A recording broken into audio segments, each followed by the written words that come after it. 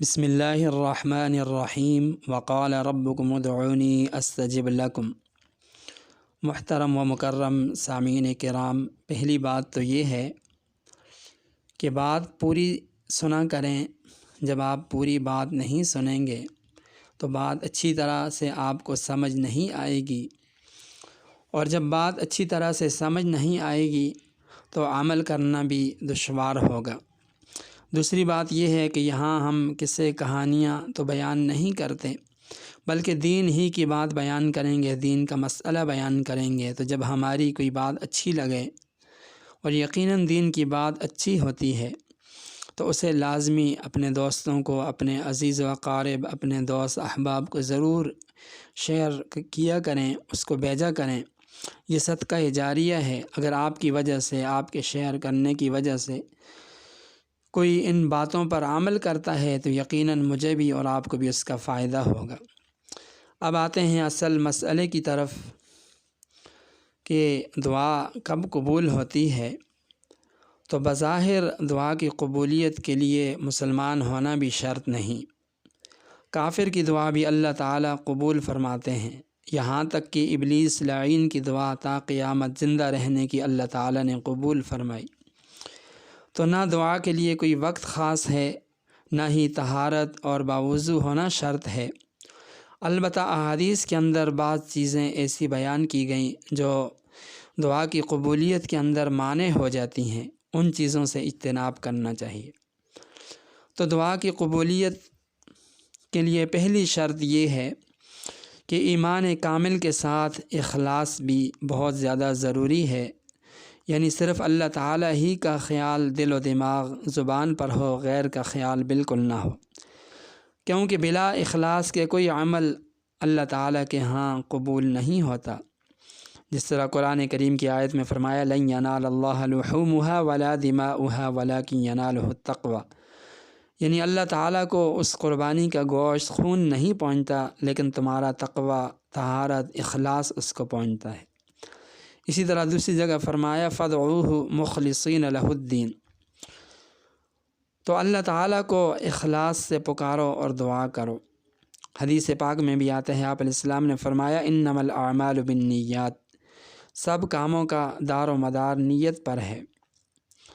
اسی لیے فرمایا کہ اللہ تعالیٰ غافل دل کی دعا قبول نہیں فرماتے۔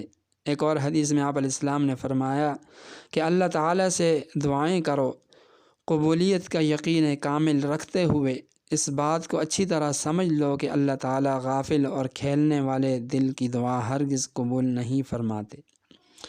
تو پہلی شرط دعا کی قبولیت کے لیے وہ اخلاص ہے کہ ہماری دعا کے اندر اخلاص ہو۔ دوسری بنیادی شرط دعا کی قبولیت کے لیے وہ یہ ہے کہ ہمارا کھانا پینا وہ حلال اور پاکیزہ کمائی کا ہو۔ اگر حرام کی آمیزش ہوگی تو دعا قبول نہیں ہوگی۔ جیسے کہ حدیث پاک میں آتا ہے، آپ علیہ السلام نے فرمایا کہ پراگندہ سر آلودہ آدمی لمبا سفر طے کرتا ہے، پھر ہاتھ آسمان کی طرف اٹھا کر اے میرے رب کہہ کر دعا کرتا ہے، حالانکہ اس کا کھانا پینا، اس کا پہننا حرام طریقوں سے ہے، اور حرام ہی کے مال سے اس کی پرورش ہوئی، تو اس کی دعا کس طرح قبول ہوگی؟ یعنی اس کی دعا قبول نہیں ہوگی۔ لہٰذا رزق حلال پاکیزہ مال کو استعمال کرنا چاہیے۔ رزق حلال کو پاکیزہ بنانے کی بہت زیادہ فکر کرنی چاہیے۔ اگر کوئی تاجر ہے تو دھوکہ دے کر، جھوٹ بول کر، اسی طرح ملاوٹ کر کے وہ سودا سلف نہ بیچے۔ اسی طرح اگر کوئی ملازم ہے تو ملازمت کے اوقات میں ڈنڈی نہ مارے، کیونکہ ڈنڈی مارنے کے بعد جو تنخواہ حاصل ہوگی اس میں حرام کی آمیزش ہوگی۔ تو دوسری شرط کہ کھانا پینا پہننا انسان کا حلال ہو، تو پھر اللہ تعالیٰ دعا کو قبول کرتے ہیں۔ تیسری شرط یہ ہے کہ دعا کرنے والا جھوٹ بولنے، مکر و فریب، اسی طرح شراب نوشی، حسد، تکبر، غیبت ہے، چغلی ہے، اس جیسے بہت سارے جو کبیرہ گناہ ہیں ان سے اجتناب کرنے والا ہو، کیونکہ قرآن کریم میں ان گناہوں کی شدید مذمت ہے۔ ایسے گناہوں کے ہوتے ہوئے اللہ تعالیٰ دعا قبول نہیں کریں گے۔ دعا کی قبولیت کے لیے ایک اہم اور بنیادی شرط امر بالمعروف نہی عن المنکر بھی ہے۔ المؤمنین حضرت عائشہ رضی اللہ تعالی عنہ فرماتی ہیں کہ نبی پاک صلی اللہ علیہ وسلم ایک مرتبہ گھر تشریف لائے تو میں نے آپ علیہ السلام کے چہرہ انور پر ایک خاص اثر دیکھ کر محسوس کیا کہ کوئی اہم بات پیش آئی ہے۔ نبی پاک صلی اللہ علیہ وسلم نے کسی سے کچھ بات چیت نہیں فرمائی اور وضو فرما کر مسجد تشریف لے گئے۔ المؤمنین فرماتی ہیں کہ میں حجرے کی دیوار سے لگ کر سننے کھڑی ہو گئی کہ کیا ارشاد فرماتے ہیں۔ تو نبی پاک صلی اللہ علیہ وسلم منبر پر تشریف فرما ہوئے اللہ تعالیٰ کی حمد و ثنا بیان کی، پھر ارشاد فرمایا کہ اے لوگو، اللہ تعالیٰ کا ارشاد ہے کہ امر بالمعروف نہی عن المنکر، اچھائی کا حکم اور برائی سے منع کرتے رہو، کہیں ایسا وقت نہ آ جائے کہ تم دعا مانگو وہ قبول نہ ہو، تم سوال کرو سوال تمہارا پورا نہ ہو، تم اپنے دشمنوں کے خلاف مجھ سے مدد چاہو تو میں تمہاری مدد نہ کروں۔